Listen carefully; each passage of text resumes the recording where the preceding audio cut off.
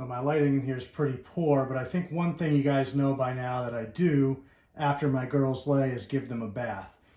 And now I was away on a trip for a graduation out of state, and so these three girls all laid while I was gone. The big T positive in the middle and Callisto on the end there, they laid, just so you can see, there's Callisto, big T positive. They laid on the same day together, and then the skunk girl here laid 2 days later. And you can see all of these girls are extremely skinny right now. The T positive is kind of pancaked out, but you can see the skin folds there on the sides towards her tail. I mean, these girls put everything into these clutches, and they gave me very, very fantastic clutches. So one of the things that I talked to you guys about here and there is keeping these snakes lean and mean. I don't like to keep extra fat on these animals. Obviously, they need enough weight in order to go through the reproductive process. But over the years that I've been breeding these snakes, I get very, very few slugs.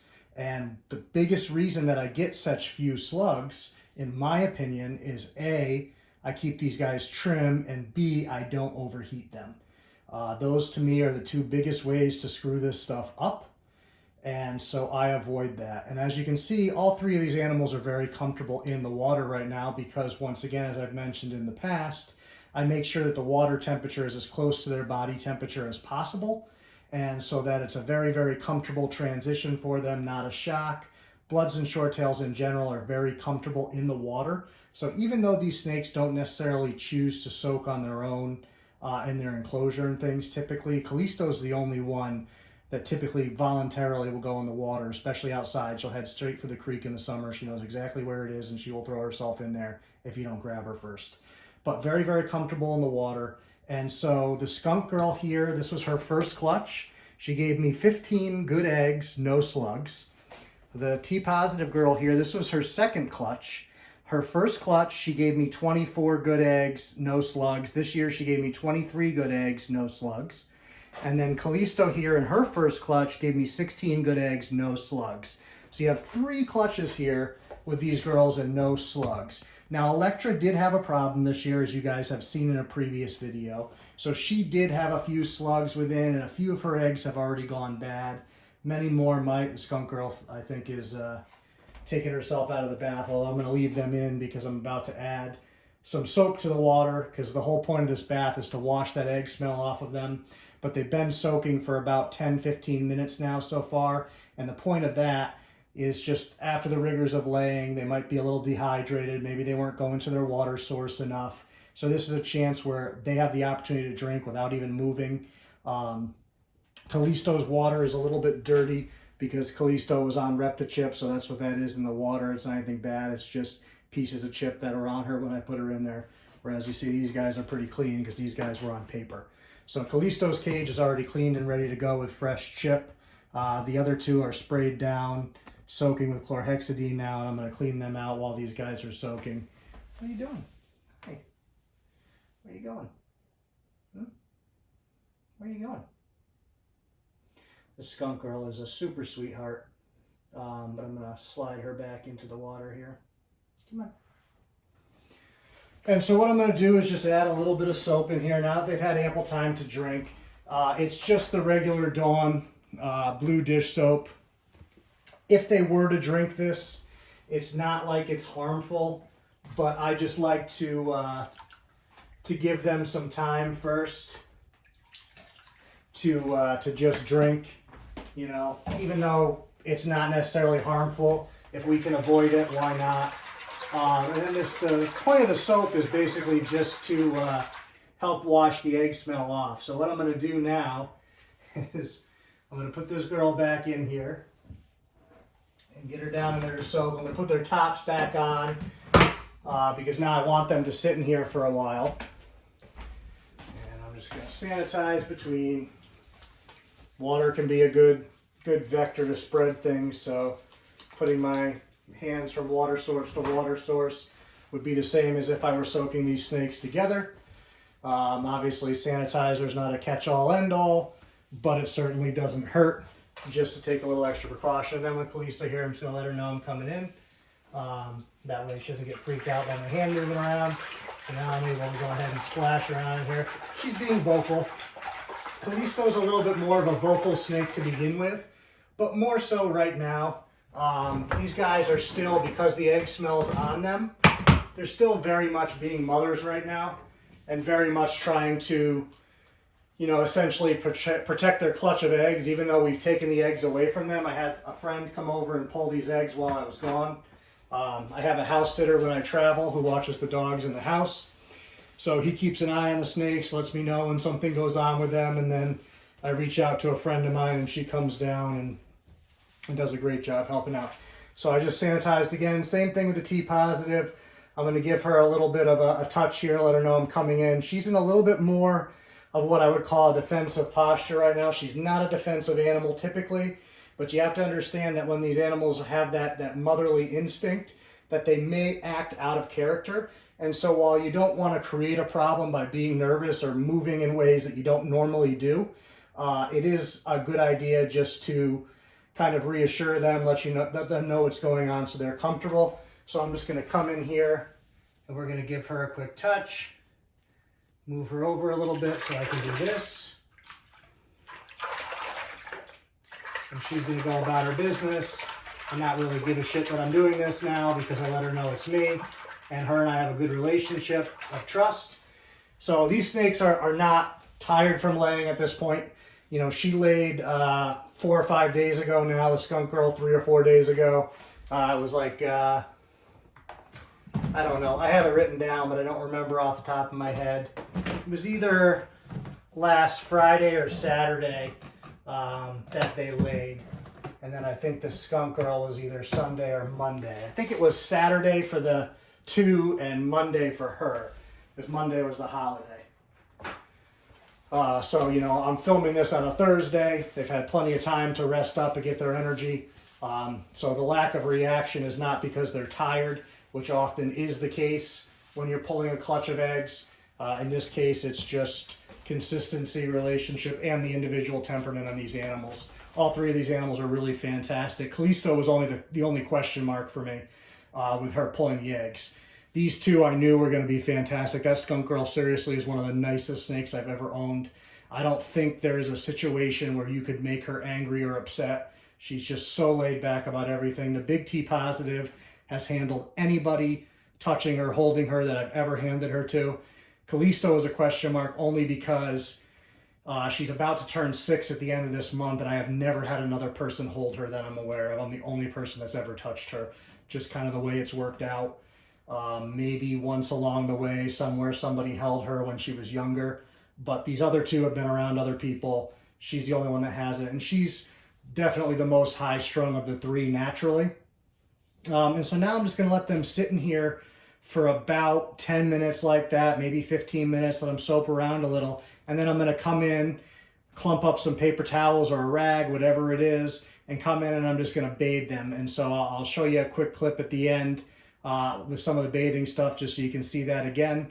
And then their cages are clean. They go back. We're going to try to offer them a meal tonight. They may not take. I only thought a couple of medium rats, which I know you're thinking crazy. All 3 of these snakes could eat much larger. First meal after laying, I always like to be a smaller meal just to go ahead and get some food back in their system, get that metabolism running, because it may have been months since their last meal now. I would have to check my records on their last meals, but I know it's been at least 6 weeks for all of them, possibly closer to 2 months. So I'll show you the bath in just a second and then we'll get you out of here. Hey guys, so I filmed the original video on Thursday. This clip here I'm filming on Sunday to put in, and we're gonna go take a look at these clutches of eggs and what they yielded. So these are the eggs from those 3 clutches that we just talked about. Front and center here. This is from the skunk girl. As we mentioned, 15 good eggs here. They all still look good. We're almost a week into incubation on that clutch. I believe tomorrow will be a week for this one. These 2 clutches are a little over a week. So these 3 bins here are the T positive. If you notice already, blood pythons lay slightly larger eggs than short-tailed pythons. So if you look kind of side by side, you can see these eggs are significantly larger than these, which is why typically blood pythons give you slightly smaller clutches than the other 2 short-tailed species by number. In this case, because the T-positive is such a big female, she lays big clutches. So these clutches of 15 and then 16 eggs here, which is Callistos in the back, are pretty typical clutches for what I get from my short-tailed pythons. Now you can get egg clutches of up to 30 really from short-tailed pythons, but typically that happens from very, very large animals, and you know, you're really riding that line of obesity at that point, and that's not something I like. So these 15, 16, upwards of 20 egg clutches from my short-tails are perfect for me. Now blood pythons, you'll often get 10 to 15 eggs in a clutch, but some of these larger examples can do more. And so she did 23 this time, 24 previously. Now blood pythons are really, really prone to obesity and issues from setch. So having them be obese really, really puts you in the danger zone. So as you can see, from a very slim, trim female, you can still get good clutches. It's all about keeping them healthy, growing them to a good size appropriately. And for me, I typically wait a little bit longer to breed my animals. I'm not pairing up my females at 3 or 4 years old typically. Most of my females, you know, the skunk girl was a 2015. This is her first clutch. Callisto was a 2016. This is her first clutch. This big T-positive girl at this point in time, I believe, is now 10 years old, and this is her second clutch. So I wait a little bit longer, let these animals get to their full adult size, let their bodies mature, and then we breed them, and keeping them lean, mean, trim, you can see the results, speaks for itself. All right, so as I said, this doesn't have to be anything fancy. It's been a while that I've let her soak. So you can see she's still down in the bubbles. You guys can probably see in her tail end still, as I said before, she's really, really depleted. So we want to get this girl back on food. So a good long soak in here in water first, and now the bubbles, and now a little bit of scrubbing will hopefully go a long way. Nothing crazy. A couple of paper towels here. I'm going to put these in here. Get them soaked up a little bit.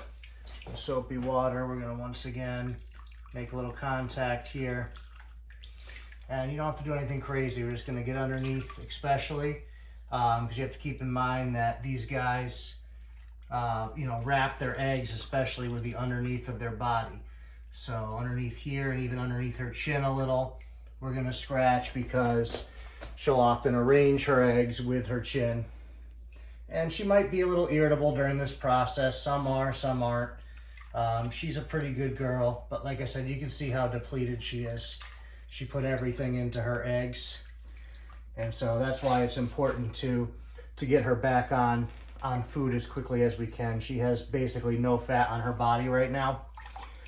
So whereas a normal snake in normal healthy condition could, you know, a snake her size at ideal weight could probably easily go a year without food, at least close to it. At her body condition now, she would not be able to sustain something like that. So hopefully, of course, she'll eat tonight. But if not, you know, hopefully we can get her back on food at least within the next week or two, ideally. She's not in danger if she doesn't eat in a week or two or anything like that. But it's just the quicker she's back on food, the better everybody feels. As you can see, there's just nothing there. I know you're such a good girl.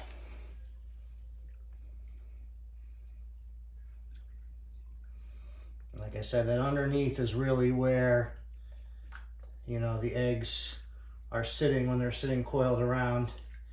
So that's really where we want to focus as much as we can.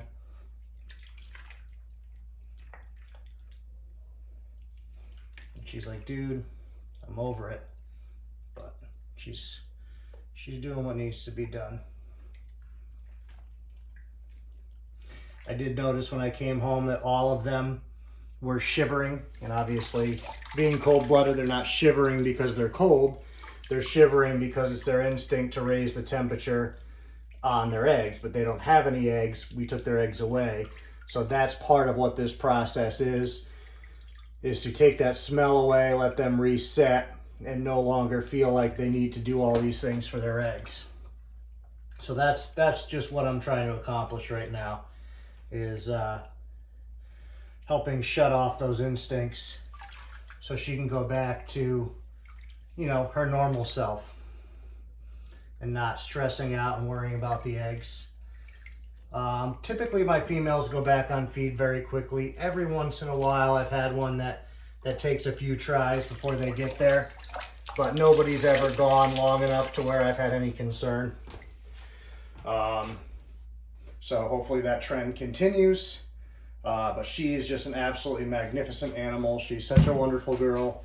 My friend who pulled the eggs said she couldn't have been better, and she was great when I pulled her eggs previously, so I'm not at all surprised. So this doesn't get lengthy. I'm going to cut it off there. Hopefully you guys enjoy seeing her in the bath there. Just a really, really, really awesome animal. Get you guys a little close there. This is a pretty good sized tub. I didn't even look what size it is, but it was perfect for her when I saw it. It sucks because it's heavy water-wise to carry in and out of here, but her best interest was my goal here. So we'll see you guys later. Hope you enjoyed this video, learned a little bit. Make sure you hit the comments, let me know what you think. And I'll try to include some pictures of what's went on with clutches and things like that so you guys can see throughout the video. Thank you. We'll see you.